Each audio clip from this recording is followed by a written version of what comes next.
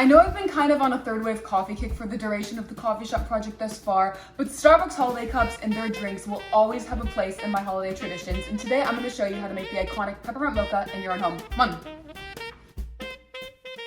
To me, what makes the Starbucks Peppermint Mocha stand out against all the other peppermint mochas is their mocha syrup. And to do that, you need the Starbucks brand stuff, which is easier to get your hands on than you might think. I get all of my Starbucks hot cocoa powder at Costco actually, because usually when I'm making peppermint mocha, I'm making it for a big group. And so while I'm at Costco, I also pick up Starbucks Italian Roast. Even though I've been drinking third wave coffee, this will always have a place in my life. And in regards to the Starbucks syrup, you can actually ask the baristas if you can buy it in the stores, and it's only like $12 or $15. It's cheaper at Target. We're gonna make our mocha syrup first, which is kind of the base. So I have 2 tablespoons of warm water over here, and we are gonna add in 2 tablespoons of that Starbucks hot cocoa powder. So here's 1, just kind of use my finger and clean it up. And then there's 2. And then we are going to stir it all together.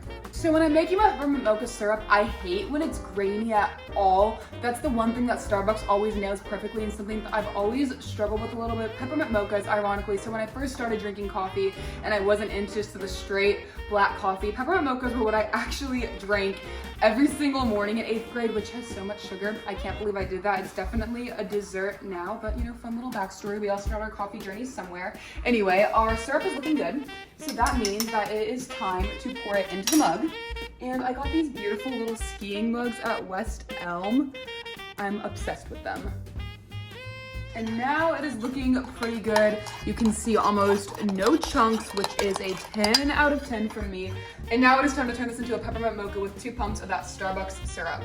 1, 2, and make sure you go full pump, give it a little stir, and now it's time to set this off to the side while we make the actual latte portion of the drink. The next thing we're gonna do is make an espresso shot, and I was actually thinking about putting the milk in first and kind of making it like hot chocolate and then adding the coffee in, but that would make it a macchiato, and we're not making a peppermint macchiato today, it's a mocha, so let's make some shots.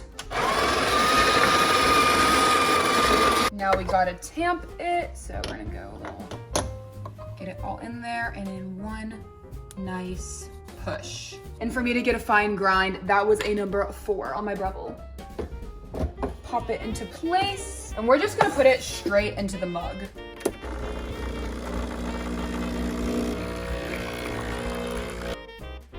Okay, I will say, the one thing I've come to kind of dislike about the experience of making Starbucks espresso shots is there's like no crema. And my favorite part of the whole experience of making any espresso beverage is just watching the crema layer and pour out so nicely. This doesn't have it, but it's still gonna be yummy, especially as a peppermint mocha. We're gonna put this off to the side and froth some milk.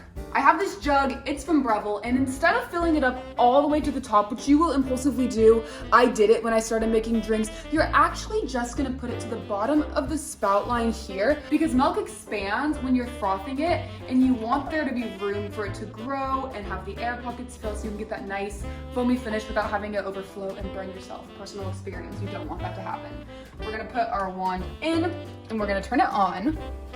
And in the beginning of the process, we're gonna put the wand just below the surface and kind of half in, and we're gonna hear this really annoying screeching sound, and we're gonna listen to that screeching sound until the jug feels like, someone that taught me how to make latte milk said it feels like skin in your hand, which sounds kind of gross, but it's a fair comparison. So it's starting to get warm, kind of feels as if I'm touching like my forearm. And once it feels like that, you're gonna put it just under the milk and kind of hold it at like a diagonal angle. And you can either use a thermometer like this one and wait till it says 160, but for me, I just kind of hold it there until it feels like it's burning my hand. Another thing is you wanna see the milk swirling, kind of like a whirlpool. So if you look inside here, my milk isn't still, it's moving. It's constantly moving, and it's also starting to get kind of hot. So it's time to turn off our milk frother. Wait till this all goes off or it's gonna explode in your face.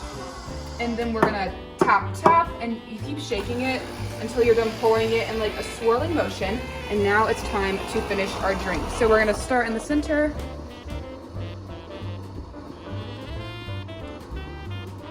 And get that beautiful foam on top. And now we are going to mix it all together to finish the mocha. Now that we're done making the actual mocha, it's time for the fun part, which is adding toppings. And because this is kind of a hot chocolatey drink, and you have like the hot chocolate with marshmallows, I made some marshmallow whip. So we're gonna start by adding that on. Not the prettiest job in the world. My spout's having some issues, one of the things broke off. But now for the final touch, we are going to add some chocolate shavings on top. Just for a little bit of Christmas joy. Oh my gosh, that looks so pretty. And now it is finally time to take a sip. Cheers.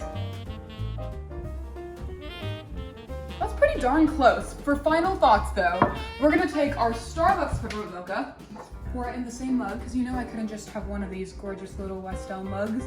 And we're just gonna do a little comparison. So at first glance, what I'm noticing is that theirs is darker than mine. When I asked the Starbucks barista how to make it, they said only to put 3 pumps of syrup, so I'm curious why theirs does look darker, but I'm gonna take another sip of it.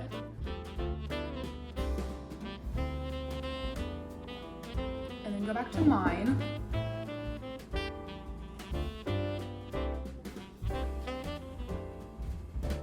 Overall, I would say that my flavors are there. Theirs just comes in richer, so I think they added more. Maybe the barista didn't quite tell me the recipe, it threw me off. I'm gonna work on it, and if you decide to make your own peppermint mocha at home, comment how you tweak my recipe, and while you're there, I would love if you would consider subscribing, and I will see you in my next video. Bye guys.